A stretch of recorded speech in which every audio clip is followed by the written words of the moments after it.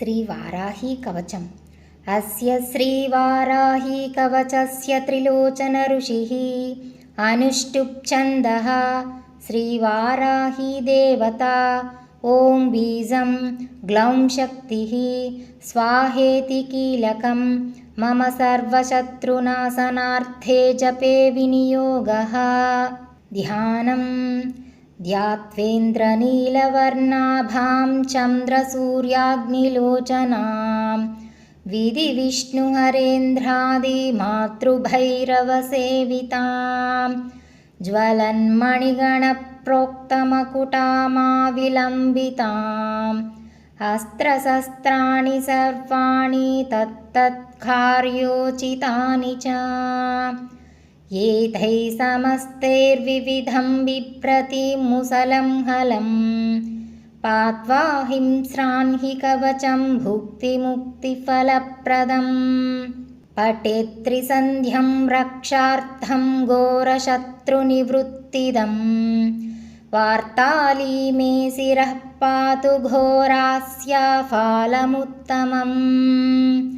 नेत्रे वराहवदना पातु कर्णौ तथाञ्जनी घ्राणं मे रुन्धिनी पातु मुखं मे पातु जम्भिनी पातु मे मोहिनी जिह्वां स्तम्भिनी कण्ठमादरात् स्कन्धौ मे पञ्चमी पातु भुजौ महिषवाहना सिंहारूढाकरौ पातु कुचौ कृष्णमृगाञ्चिता नाभिं च शङ्खिनी पातु पृष्ठदेशे तु चक्रिणी खड्गिणी पातु कट्यां मे मेढ्रं पातु च केधिनी कुदं मे क्रोधिनी पातु जघनं सम्भिनी तथा छण्डोश्छण्डश्चोरुयुग्मं जानुनी शत्रुमर्दिनी जङ्घाद्वयं भद्रकाली महाकाली च गुल्फयोः पादाद्यङ्गुलिपर्यन्तं पातु चोन्मत्तभैरवी सर्वाङ्गं मे सदा पातु कालसङ्कर्षणी तथा युक्तायुक्तस्थितं नित्यं सर्वपापात् प्रमुच्यते सर्वे समर्थ्य संयुक्तं भक्तरक्षणतत्परं समस्तदेवता सर्वं सव्यं विष्णुः पुरार्धने सर्वशत्रुविनाशाय शूलिना निर्मितं पुरा सर्वभक्तजनाश्रित्य सर्वविद्वेषसंहतिः वाराही कवचं नित्यं त्रिसन्ध्यं यः पठेन्नरः तथाविधं भूतगणाः न स्पृशन्ति कदाचन आपदः शत्रुचोरादिग्रहदोषाश्च सम्भवाः मातापुत्रं यथा वत्सं धेनुः पक्ष्मेव लोचनं तथाङ्गमेव वाराही रक्षा रक्षाति सर्वदा। इति श्रीरुद्रयामलतन्त्रे श्रीवाराहीकवचं सम्पूर्णम्। श्रीवाराही अष्टोत्तरशतनामस्तोत्रम्। गिरिचक्ररथारूढा शत्रुसंहारकारिणी क्रियाशक्तिस्वरूपा च दण्डनाथा महोज्ज्वला हलायुधा हर्षदात्री हलनिर्भिन्नसात्रवा भक्तार्तितापशमनी मुसलायुधशोभिनी कुर्वन्ती कारयन्ती च कर्ममाला तरङ्गिणी कामप्रदा भगवती भक्तशत्रुविनाशिनी उग्ररूपा महादेवी स्वप्नानुग्रहदायिनी कोलास्या चन्द्रचूडा च त्रिनेत्रा हयवाहना पाशहस्ता शक्तिपाणिः मुद्गरायुधधारिणी हस्ताङ्कुशाज्ज्वलन्नेत्रा चतुर्बाहुसमन्विता विद्युद्वर्णावह्निनेत्रा शत्रुवर्गविनाशिनी करवीरप्रिया माता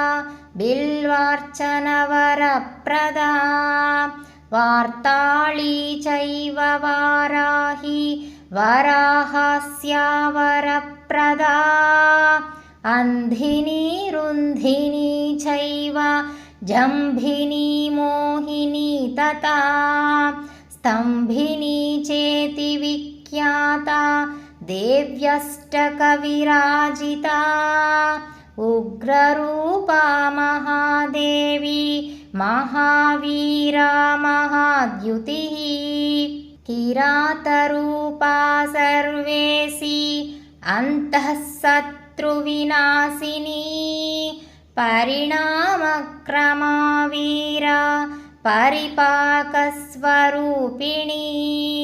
नीलोत्पलतिलहि प्रीता शक्तिषोडशसेविता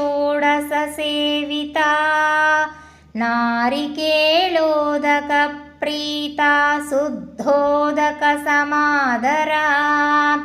उच्चाटनी तदीसी च शोषणी शोषणेश्वरी मारणी मारणेशी च भीषणी भीषणेश्वरी त्रासनी त्रासनेशी च कंपनी कंपनीश्वरी आज्ञाविवर्तिनी पश्चादाज्ञाविवर्तिनीश्वरी वस्तुजातेश्वरी चात सर्वसम्पादनीश्वरी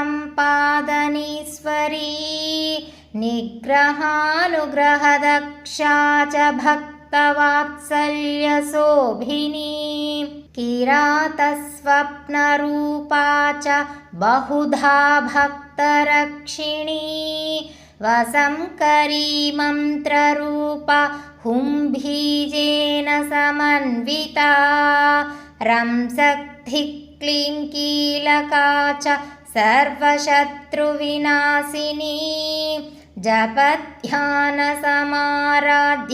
होमतर्पणतर्पिता दंष्ट्राकराळवदना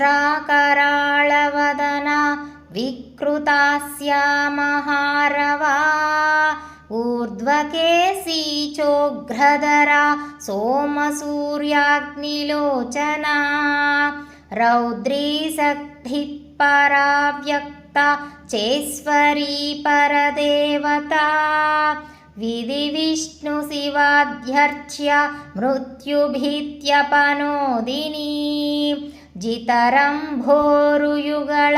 रिपुसंहारताण्डवा भक्तरक्षणसंलग्ना शत्रुकर्मविनाशिनी तार्क्ष्यारूढा सुवर्णाभा शत्रुमारणकारिणी अश्वारूढा रक्तवर्णा रक्तवस्त्राद्यलङ्कृता जनवस्यकरी माता भक्तानुग्रहदायिनी दंष्ट्राधृतधरा देवी प्राणवायुप्रदा सदा दूर्वास्या भूप्रदा चापि सर्वाभीष्टफलप्रदा त्रिलोचनऋषिप्रीता पञ्चमी परमेश्वरी सेनाधिकारिणी चोग्र वाराही च शुभप्रदा इति श्रीवाराही अष्टोत्तरशतनामस्तोत्रं सम्पूर्णम्। श्रीवाराही द्वादशनामस्तोत्रम्। हयग्रीवं वाचा शृणु द्वादशनामानि तस्या देव्या घटोद्भवा यदा कर्णणमात्रेण प्रसन्ना सा भविष्यति पञ्चमी दण्डनाथा च संकेता समयेश्वरी तथा समयसङ्केता वाराही पौत्रिणी शिवा वार्ताली च महासेनाप्याज्ञाचक्रेश्वरी तथा अरिघ्नी चेति सम्प्रोक्तं नामद्वादशकं मुने नामद्वादशकाभिख्य वज्रपञ्जरमध्यगः सङ्कटे दुःखमाप्नोति न कदाचन मानवः एतैर्नामभिरभ्रस्था सङ्ख्येतां बहुतुष्टुवुः तेषामनुग्रहार्थाय प्रचचाल च सा पुनः इति श्रीब्रह्माण्डपुराणे ललितोपाख्याने सप्तदशोऽध्याये श्रीवाराही द्वादशनामस्तोत्रं सम्पूर्णम्।